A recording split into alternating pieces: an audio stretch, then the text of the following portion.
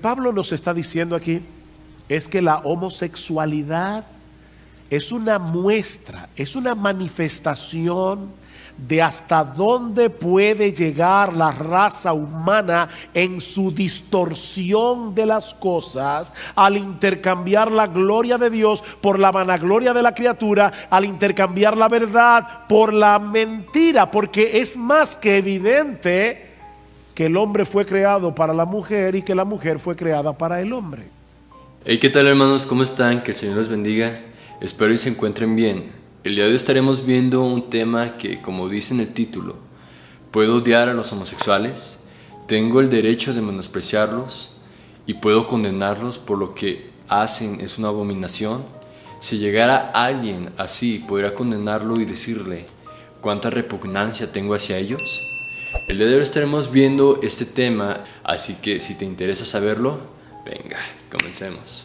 Hoy en día hay muchos cristianos que han desarrollado un cierto rechazo hacia este tipo de personas, ya que dicen que todo lo que hacen son abominaciones.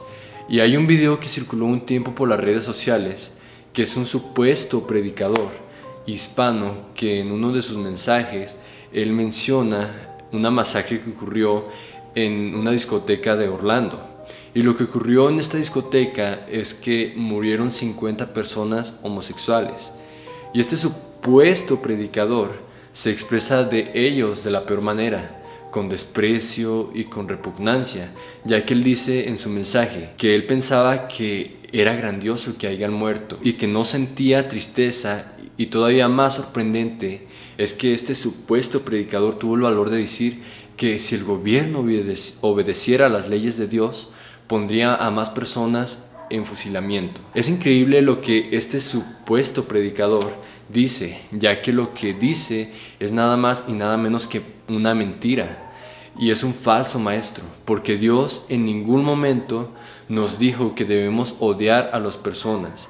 Si este falso maestro realmente conociera el carácter de Dios y sus mandamientos, podría saber que Dios nos mandó a amarnos los unos a los otros.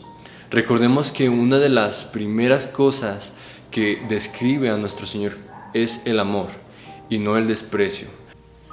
Y Pablo usa términos en este pasaje que son muy duros para referirse a la homosexualidad. Dice que son pasiones vergonzosas. Dices que son antinaturales. Al final del versículo 27 dice que es una conducta extraviada que trae consigo, es decir, inherentemente retribución o castigo de parte de Dios. Y lo que eso significa es que la perversión sexual es en sí misma el castigo. Sí, son palabras fuertes, pero esa es la opinión de Dios revelada en las Escrituras. Y lo más amoroso que nosotros podemos hacer con un homosexual es decirle que está en pecado, pero que hay esperanza para él en Cristo. No somos homofóbicos, no amamos a los homosexuales, amamos a los homosexuales. Y por eso les decimos la verdad. La conducta homosexual es una violación al orden establecido por Dios cuando hizo al hombre para la mujer y la mujer para el hombre. Es por eso que Pablo dice que es contra naturaleza. Recordemos cuál fue la reacción de nuestro Señor Jesucristo con María Magdalena. Esto lo encontramos en Lucas 7:37. Aquí la mujer que se le acercó a Jesús era una prostituta, pero en ningún momento la rechazó o mucho menos la menospreció y le tuvo repugnancia, sino que Jesús, siendo Dios mismo, muestra su amor para con la mujer y le perdona sus pecados. Ahora, ¿por qué nosotros como cristianos, si es que hemos adoptado esa repugnancia hacia este tipo de personas, que quizás hasta las perseguimos como este falso maestro que mencionábamos al principio lo hacía? ¿Por qué será? Y la respuesta es porque pensamos que es el pecado imperdonable, pero recordemos que para nuestro Dios todos los pecados es pecado. La mentira, la avaricia, el adulterio, la homosexualidad, la fornicación, los ladrones, los homicidas, todos estos son pecados. Ahora, nosotros como creyentes, como hijos de Dios, jamás vamos a estar a favor del pecado, jamás vamos a normalizarlo. Y es porque tenemos un Dios justo que trae juicio a todas las personas pecadoras y que no va a dejar a nadie sin juicio. Es por eso que nosotros jamás vamos a estar a favor de todas estas leyes LGTB que se promueven. Nunca vamos a estar de acuerdo, porque todas esas cosas que pisotean el diseño perfecto de Dios que creó al principio, el cual es el matrimonio entre un hombre y una mujer, en eso nunca de los nunca vamos a estar nosotros de acuerdo. O sus lenguajes inclusivos, jamás vamos a estar de acuerdo. Ahora, ¿por qué estas leyes lo que hacen es destruir lo que Dios diseñó? Así que el pecado de la homosexualidad es pecado y esas personas que lo practican están en condenación, como los fornicarios, avaros, adúlteros, homicidas, etc. Y yo sé que muchas personas perciben como natural sus inclinaciones homosexuales y que algunos incluso piensan que han nacido así. Pero mi amigo que estás aquí en esta mañana, no son nuestros deseos los que definen nuestra naturaleza. Vuelvo y repito, no son nuestros deseos los que definen nuestra naturaleza, sino el propósito de Dios en la creación del hombre y de la mujer. Es por causa de la distorsión que el pecado ha producido en la personalidad humana que ahora deseamos lo que no deberíamos desear. ¿Y saben qué? Ese es un mal que afecta a los homosexuales y a los heterosexuales también.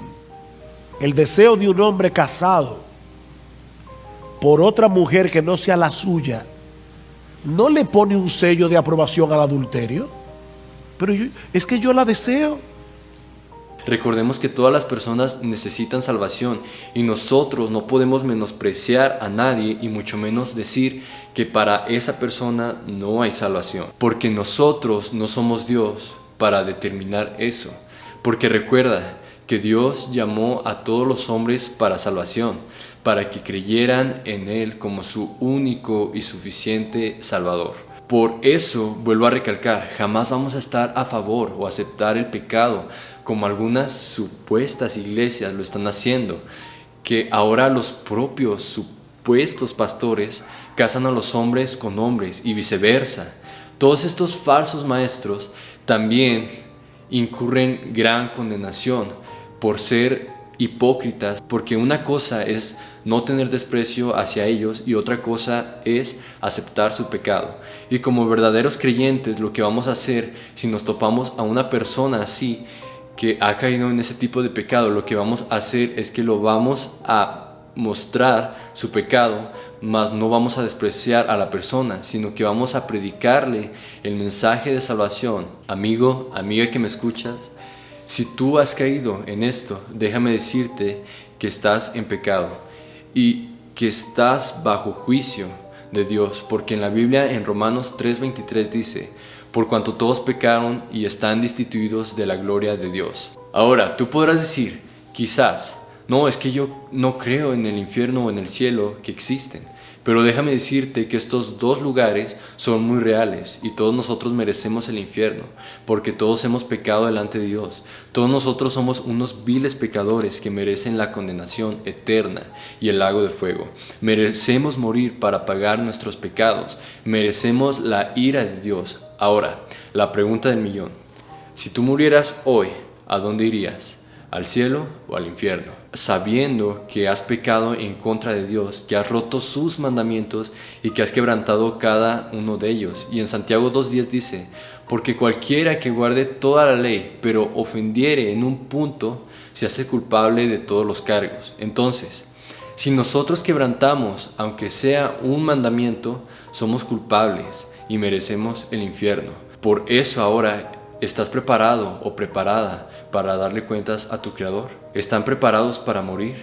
Déjame decirte que cada minuto mueren personas y cada día mueren más de 150,000 personas. Ahora, la pregunta es, ¿qué pasaría si tú estuvieras dentro de ese rango de personas? Te vuelvo a hacer la pregunta, ¿irías al cielo o al infierno? Déjame decirte que hace 2000 años vino al mundo un Salvador, el cual vino con el propósito de redimirnos y darnos vida eterna. Y en Juan 3:16 dice: porque de tal manera Dios amó tanto al mundo, que ha dado a su Hijo unigénito para que todo aquel que en Él cree no se pierda, mas tenga vida eterna.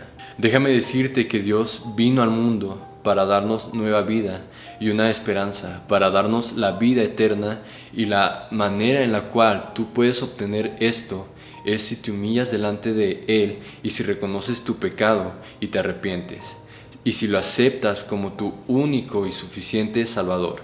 Déjame decirte que Él te perdonará sin importar cuál haya sido tu pecado o cuál sea tu pecado, no importa. Tú podrás decir, no, es que mi pecado es imperdonable, pero déjame decirte que Dios perdona sin importar, que Él nos amó tanto que envió a su Hijo a morir por nosotros para darnos esperanza y nueva vida. Así que no importa qué hayamos hecho o quién somos, Dios nos perdona, y lo que dice en la Biblia en 1 de Juan 1:9 dice que si confesamos nuestros pecados, Él es fiel y justo para perdonarnos y limpiarnos de toda maldad. Entonces, lo que debemos hacer es arrepentirnos y humillarnos ante Dios, y Él nos perdona y nos hace nuevas criaturas, nos cambia de adentro hacia afuera. Si tú quieres tener a Jesucristo como tu Señor y Salvador, necesitas arrepentirte y humillarte, y de esta manera tú podrás ser libre de esa vida que llevas y podrás experimentar el perdón y la paz que solo Dios nos da. Que el Señor te bendiga.